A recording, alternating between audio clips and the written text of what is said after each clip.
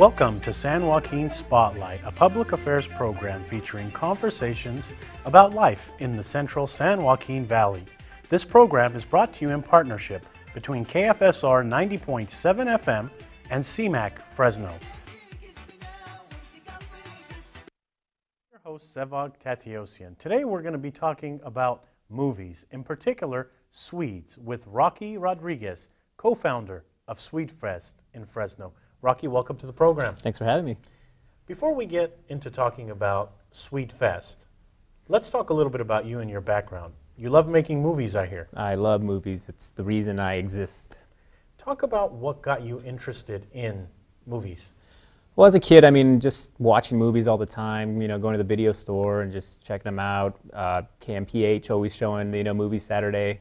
I just got, engulfed in this whole, going to the movies and going to these other worlds and stuff. So movies has just always been a part of my life, and I've loved them since I was a child. Now, when you talk about movies, we talk about actors, directors, producers, we talk about camera people. What's your favorite part of the movies and why? Well, the storytelling aspect of movies, I think, is the most important for me. I love to tell stories, and I like to hear stories. So for me, that's number one. And as certain filmmakers I started, viewing as a kid, I really started identifying with some of the stories they were telling. Obviously Star Wars and Indiana Jones, those kind of stories were just awesome. But my intake of movies was just like whatever was there, I will check them out and see whatever's out there, even the not so good ones. You kind of need to see the really bad ones to really appreciate the really good ones that much more. So. For me, movies has just been an integral part of my life. So, I mean, the filmmakers that I really kind of remember that stuck out for me were like Roque Rodriguez with El Mariachi in the early 90s. That's when I really decided, like, I think I want to tell stories in this medium, and I started ever since that. I've been kind of leaning in that direction. Do you write your own stories and then kind of draw out what the movie would look like, or is it vice versa? I definitely come up with scenes, at least, or characters in my head, and then and then you start the writing process. So I've written a few things here and there, just some scripts and some ideas that I've had, and hopefully eventually get back around to them and actually go out and make these films. But yeah, writing the writing process for me is just get scenes and then just try to flesh them out from their characters and flesh them out. Usually we take experiences from, your own life and try to inject yourself and people that you've met, on your journey, and just kind of develop them from that. How many movies or trailers have you made? And the second part of my question is, how long is the longest movie or trailer that you've made? Well, if we're talking about Swedes and the whole Sweding thing, oh man, we've made quite a few Swedes. I'm going to say at least. Well, there's been 11 Swede Fests, so we've made at least one for each. So I'm going to say around 15 Swedes. I've done a couple of short films. My first film was for the Latino Film Festival with the Fresno Art Museum a few years ago. And that one came in like around 4 minutes, I think. So shorts is kind of where I've really kind of started off, hopefully leading up to doing a feature-length film down the road, hopefully. So, but yeah, the Swede stuff is going to lead, hopefully, to feature films, and that's the dream. When you've made multiple Swedes, as you've said, and you've been around cameras and stuff for a long time, when you see a movie and someone makes a mistake, do you catch it? Are you analyzing? Are you thinking to yourself, they could have done that shot a little better, or I would have done this? I think definitely anyone that loves film is going to be really overcritical of everything you see, even the people you love, you see movies by Tarantino that's universally loved. Tarantino is a pretty big fan base, but everyone makes mistakes, or you would be like, how would I have done that differently? And but that's the cool part about film, there are other trolls out there that just kind of overly break it down, and then the fun starts kind of getting out of it when people get too kind of critical about it. But you always wonder when you see something you really love, you can't help but to wonder, like, how could I have done it better, or what would I have done with that? A little later on in the program, we're going to talk about your latest Swede that you've made called Pacific Rim. Okay. But before we get into that Swede, I want you to talk about what Swede is and what Swede Fest is. Okay. Well, the concept of Sweden comes from a 2008 movie called Be Kind, Rewind. And it was a film by Michel Gondry, a French director, and it starred Jack Black and Mos Def. And the premise of the film was these guys ran a video store, VHS video store, rented VHS tapes. They accidentally magnetized the whole store and all the VHS tapes. Everyone remembers, you can't have a magnet by your VHS tapes because it'll erase it. So they did just that. All the tapes in the store got erased, and people wanted to come and rent movies, but they were all done. So in order to fulfill these people's wants to go see these movies, they just started making them themselves. And but they were really janky, and they used cardboard props. They did whatever they needed, whatever they had lying around to create them. And so they were kind of looking kind of funny, and people were like, "Why do they look like this?" And it's because they were from Sweden. So everything. So the term comes that these movies were Sweded. So the movie's a great little movie. If you get a chance, if you haven't checked it out, I highly suggest it. But then the whole concept from there just kind of blew up on the internet. People started kind of recreating the movies they loved. So in the same year, 2008, I ended up making a Swede of Indiana Jones and the Temple of Doom. And we put it up on my blog, and we were hoping we'd get, that's when the blogosphere was full here in Fresno. Right. And we're hoping to get other people to do the same thing. We threw it out there. It's like, here's ours, you guys make one. Unfortunately, no one really responded to that. But I did get one response from William Raines, who runs Corridor 2122 here in Fresno. And he's like, the idea is great. What you should do is have a festival, film festival. And, why don't you hold it at my art gallery? And I was like, wow, that sounds like a great idea. So then I got together with Brian Harley, and we kind of planned it out, and we had the first Swede Fest at the art gallery here in downtown Fresno. I want to take you back to the first Swede Fest. Mm-hmm. You're getting ready to go on, and what are you thinking? Are there people there, and what are you thinking? Yeah, well, that's the whole thing. We're like, no one's going to show up. Like, we got very little play, but we did all our promotion through social media, who was still not as big as it is now. There's no Twitter. Facebook, I think, was starting up, but I think it was mostly MySpace. But we were scared, like, no one's going to come up. It was a free event, so we're hoping, some people would show up. But we got there, and the show was about to start, and we had about 35 people there, and that was overwhelming. We thought, wow, people really wanted to come out and check it out. So we were really happy with 35. We didn't even have chairs. We just figured, people stand for a few minutes and watch the movies. We only had, we ended up receiving about 10 entries, I think. Okay. We showed ours again, and we showed some other ones from some of the artists that were at Corridor 2122. And it was a success. Everyone had a good time. We watched the movies projected on a wall, and it was really just like at the end of the movie, everyone's just standing around having fun, watching movies and enjoying them, because, as Michel Gondry says, you'll love this movie because you're in it. And that's the whole thing about Sweden, is that it's great fun for the filmmakers and for everyone involved. You mentioned that the filmmakers entered their work, and then that's when you all drew from it and played it on air. Right. So what's that process look like? There's a Swede Fest coming up. Right. What's the process? If I wanted to make a film and submit it to you, what would I have to do, and what are you looking for? Well, we tell people it's to have fun. You want to go into this having fun with your friends, and so the process is, my process of creating a Swede is like picking a movie that I really love and enjoy. If you pick a movie that you love and enjoy, you're going to have fun doing it, and you're going to have fun watching it at the end. So what I tell people is, pick a movie you love, get your friends together, decide on the movie. It doesn't have to be the whole movie. It could be a scene. It could be the trailer. You can truncate it and do a 4-minute version of the entire movie. It's really all up to you. So the slate, is clean, but you have at least some kind of structure, because you know what needs to be told, and the movie exists. You can draw from that. So you get people together, you just have fun, go out and shoot it, edit it, and then you just submit it to us. We'll, if you're in the first 20, we accept the first 20 now because we've gotten so many entries. And then we'll just throw it in the lineup, and then you come out with your friends, the whole team, and enjoy the big screen and with a big crowd of people. Early on, you mentioned that you had 35 people at your first one, and that got you excited. Yeah. I was at your last one, the Tower Theater. It was pretty full. It was full, yeah. How does that make you feel when you're looking on and saying, wow? Yeah, it's a cool feeling. I love the fact that Fresno has embraced this. It's a unique thing to Fresno. It's you know, Fresno was the first place to ever do anything like this, and it's the Swede Fest here in Fresno is the official first Swede Fest in the world, and Wow. this is the Swede capital of the world.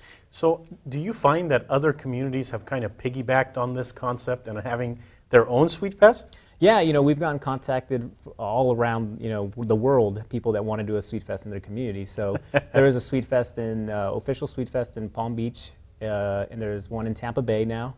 There was one that occurred in New England. It was just a school, but you know, they all contacted us, and we've gotten emails from people that, hey, this is cool. We want to do one in our city. How do we go about doing it? When is the next Swede Fest? Where is it? How can people find out more information? And where do they submit their work? The next Swede Fest, breaking news right here, because we haven't even announced it, it's May 19th. So it's going to be at the Tower Theater again. It's going to be free. It's an all-ages event. Anyone can come out, and it's free to submit your film, too. So, I mean, we encourage people to just make a movie, send it over to us, and we will show it in front of everyone in the Tower Theater. Your latest Swede, which I'm excited because in a couple of minutes the audience is going to get to see, is a movie called Pacific Rim. How did you and your team come up with this movie? Well, Pacific Rim is the newest movie from Guillermo del Toro, and we're just huge fans of Guillermo del Toro and his films. So not only that, it's giant robots and giant monsters, and who's not a fan of that? So like the 10-year-old in me was like, yes, we need to do this. And some of the shots that are in the official trailer are just very daunting, and it seemed like a challenge. Like, wow, how are we going to do this? And we just got all excited about it, and we just went out and did it, and it came out pretty cool. The movie is not out yet, correct? No, it's not. It comes out July, I believe, this year. So now I'll point to the screen and have our audience members see the original version, and we'll also see the version that you all have done. Sounds good.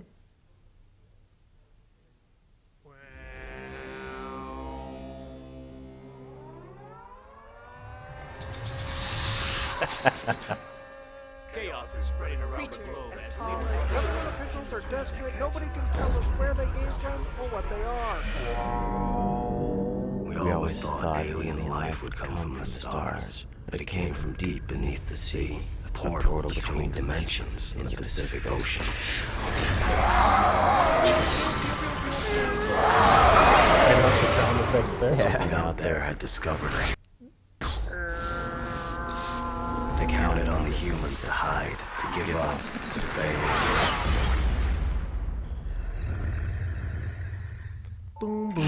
Initiating launch operation. Gypsy Danger. They never considered our ability to stand, 1. to endure, that we would rise to the challenge. Pilots, ready to connect. Let's go fishing. Clank, clank. Two pilots engaged in neural bridge. Wow. Ready to activate the gate at 3, 2, 1.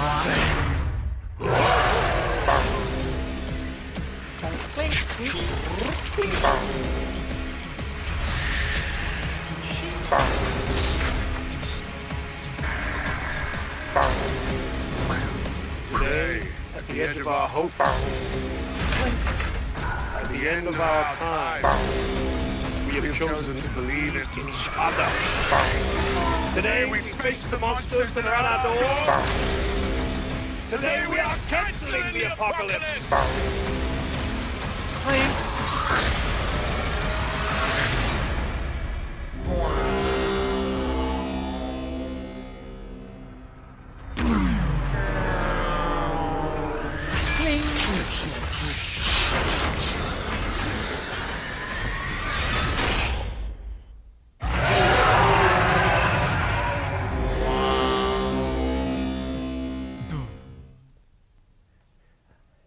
You just watched the Swede, the latest Swede of Roque Rodriguez and his team.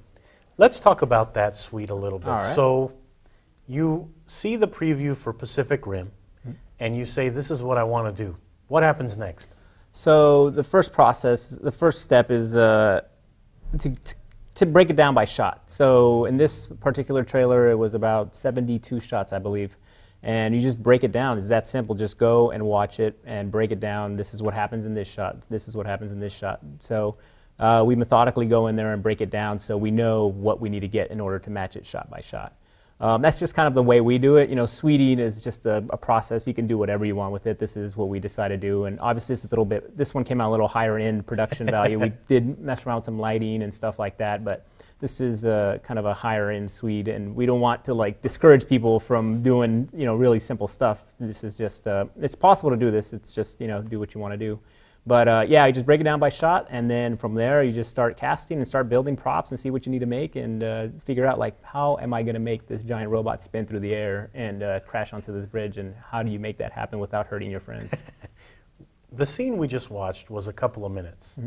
How long did it take you to actually do this? Because, you know, when we're watching a movie, it's a 2-hour movie, but we don't realize that it's a couple of months at least of production work. Yeah. This one took us about a month to make, and this is the longest one we've done, mainly just because of the costumes that we wanted to create, and we wanted to get them just right and get all the little details in there. That there's stuff in that shot, that, I mean in the trailer, that if you look really closely, it's in the original, and we put them in there too, but you don't really get it unless you go in there and go frame by frame. So we wanted to get all those little details correct, because for us as movie nerds, we want to see that kind of stuff in there. You go frame by frame. So one of the scenes, there's rain coming on the robot. How many times did you watch that scene? And then, how did you come up with the styrofoam that falls on the cardboard robot? Well, for consistency's sake, in this trailer, we was like, what are we going to do about the water without getting everything wet?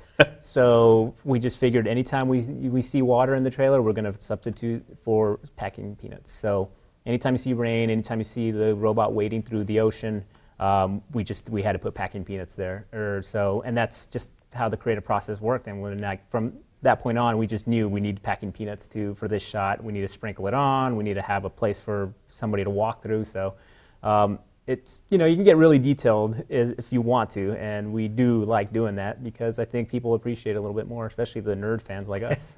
The planning process. Yes. How important is it, and what do you do before you start even shooting? Because there may be people out there that say, all right, I want to do it this, and they get the camera and they're already out there shooting. Right. What do you think? You have to plan everything out. I mean, even in the simplest Swede, you have to plan it out very good, and just, you know who's going to be available, your friends are going to be around, you know, and be mindful of what's going on around you too. But you just really have to try to plan your shots out as much as possible. You mentioned the detail that went into this Swede. I imagine there are other Swedes that are more simpler, but how hard is it to really do this? I mean, if you have people that love cameras and you have people that love to be on cameras, how hard is it really to do this scene? It could be as easy as you want it to be, and it can be as hard as you want to make it. I really enjoy making things hard for myself. I'm a glutton for punishment, but I'm also really happy with you know, the detail that we put into it. You know, there could have been a lot of corners that we could have cut, and the scene would have come out, you know, just as the reaction would have been the same. But for me to be satisfied with something, and with the team, I think that we had together, we all wanted to get it perfect, and I think you know, you put in as much as you want to get out of it. You mentioned Brian Harley earlier. How important is the team to you? Because this looks like tough work to be doing it alone. How important is your team? It's really important. Without the team, it would not be done. And that's the whole thing about Sweden, is you want to encourage the collaboration side of it. And when you're collaborating with a bunch of people, the creativity starts flowing as well, and everyone just gets brought up. It's just, you know, you hear the cliches about sports, and it's just like, it's a team effort. And it's true, because, you know, when you're working with other people, you're working with friends and your family, everyone just kind of contributes, and, you know, everything just gets elevated. I want to ask you about your cast. Now, good movies have great actors, and you're using friends, you're using anybody who comes on board. Were you impressed the first time you saw your friends act on camera? It's different than seeing them in person. Right. You know, and that's the good thing about Sweden, is that the acting is not, if it's horrible, it's going to be great. If it's good, it's going to be great. It's a win-win situation. You know, you get people in front of the camera, and you know it's a Swede. You know it's going to be a low-budget thing. So you don't have to worry about acting, or never have acted it before in your life. That's the good thing. The lines are there. You just kind of copy it the best you can, and, you know, if you do a line from Forrest Gump, people are going to recognize it regardless if you sound like Forrest Gump or not. YouTube, How important is it for someone like you and your team who want to get notoriety? And the second part of that question is, you had a couple of 100,000 hits on your last one. Yeah. How does that make you feel? Well, YouTube is a very important delivery system. You know, for us, getting our videos out there, you know, we get immediate gratification of people coming and viewing. We see those little views just start racking up. And, you know, we've created a community, we have subscribers, and it's cool. It's really awesome. You know, it's awesome to get that instant feedback. And YouTube is becoming, you know, the way network TV is, YouTube is going to be the next generation of network TV and how we get our video content. But, you know, we just kind of keep making these things and people come and watching them, and it's pretty awesome to see, you know, when you get a video that has 800,000 hits, you know, it's pretty cool and you see all the feedback from the fans and stuff like that. But I think for me personally, the coolest parts of the Swedes that we have done in the last couple of years are getting the feedback of the Hollywood people. You know, when the guy, Tom Hiddleston, the guy who plays Loki in the Avengers, tweets out that, go check this out, this is awesome, and you know, you get the feedback like that, that's amazing to me, and it's cool to get that kind of recognition. Along with the recognition may come criticism. People may post, oh, he should have done this way, or they should have used this person instead of that person. Yeah. Are you welcome to constructive criticism, and is it important? Yeah, it really is. I mean, people can go out and just, you know, totally bash everything you do, and that, you know, that's your prerogative, that's cool. But at the same time, we're hoping that people see it and be like, oh, and it's the same, going back to the original question of like, do you see films and you think like, oh, I would have done this, or maybe this is wrong. And this is the challenge we issue. Everyone was like, go do it, make another one yourself and try to make it better. And that's the thing about Sweden. There's no right or wrong. It's just how you want to interpret what the film is. How much does it cost, in your opinion, to do a Swede? Because in looking at the Swede that you just did, you had cardboard costumes, you had some pretty cool lights, you had those styrofoam things that you threw in there. Yeah. I mean, in your opinion, is this an expensive thing? Did this Swede cost you a lot of money? You know, cardboard, I get cardboard from my work, I get cardboard from friends. You can go dumpster driving in any dumpster and find cardboard. That's not the big deal. Packing peanuts. Through social media, I ask people like, hey, who's got packing peanuts? Maybe you have some laying around from something you bought, you know, your garage or something. So we kind of crowdsource everything. When it's stuff like that, we try to crowdsource as much as possible. There are a few things that we did have to go buy, like the football pads. We couldn't find anyone. The elliptical machines, like, you know, I'm not going to own an elliptical machine. So same thing. We asked people. People came and let us borrow the stuff. So it can be expensive if you do have to go buy things. But for the most part, most Swedes, we encourage people to just look around your house and use your creativity to kind of turn some everyday items into something that, you know, could look awesome on screen. There probably will be some amateur filmmakers or young kids watching this program and want to make movies, but they don't know how to do it. You know, we're not Hollywood, we're Fresno. Right. What advice would you give them?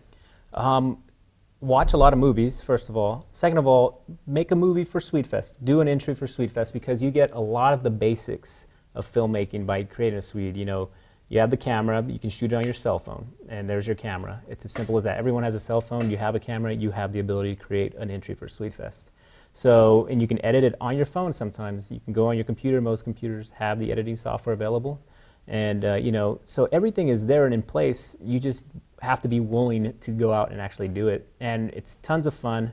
And it's definitely worth your time, because if you are serious about getting into filmmaking, this is your first step. It's really easy, it's fun, you go out, and at the end, the product, you go to the Swede Fest and you see your movie on the big screen with a crowd of people, and you see everyone's instant reaction to what you created. And it's a pretty cool feeling. Fresno is not Hollywood, so we don't have these fancy buildings or anything like that, although our city hall looks amazing. Right. Is this a good place to make a movie? Definitely. I went to college in Los Angeles, and at that time I was all about, I want to make my first movie. And I came back to Fresno because it's a lot easier to make a movie here in Fresno than it is anywhere else in California. Permits are really easy to get here in Fresno. You know, you got wide open spaces. You don't have to worry about, you know, a bunch of people, you know, downtown LA, or if you're shooting in San Francisco, you have to worry about all this other stuff. Fresno is an optimal place to go out and make a movie. I noticed one of the scenes was at the courthouse. Yes. For your latest Pacific Rim suite. Mm-hmm. When you're shooting that, are people looking like, what's this guy doing? Who are these people? Yeah, no, definitely. If we're out shooting a public place, people are always looking like, what's going on? And you just have to pay no heed to them. You just have to go out and do it. And do they ask you questions or anything like that? Or is it just like, oh, well, they're just shooting a movie? For the most part, they kind of just look over and give you a weird look, and they just continue on the way. Every once in a while, they'll come over and be like, hey, what's going on? And, just tell them we're shooting something. And they just move along. Swede Fest is coming up. I want you to talk a little bit about when it is, where it is, how can people enter. So Swede Fest is coming up May 19th, Sunday, May 19th at Tower Theater. We're going back there. It's a free all-ages event, so we encourage people to bring out their entire families. And, it's going to be a great time. You just sit down and watch some homemade movies and, just have fun with everyone. And the deadline to enter, I believe, is the Monday before that. I forget what the exact date. I think it's Monday, May 14th. Is the deadline to enter. So you have about 2 months to make a movie and submit it to us, so you can see it on the big screen at Tower Theater. Is there a particular genre you're looking for? I mean, is there, in your opinion, you've done this for a lot of years, is there something that no one has made that you say, you know what, we should do a trailer on that or a suite on that?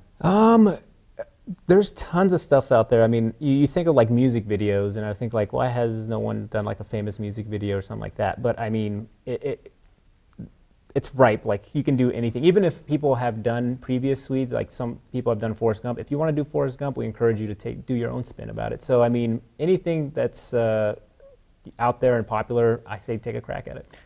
Roque, thanks so much for coming on the program this week. Good luck on your Swede Fest. You do fantastic work. You have a great team working with you. Yes, we do. Thank you very much. Thanks for having me.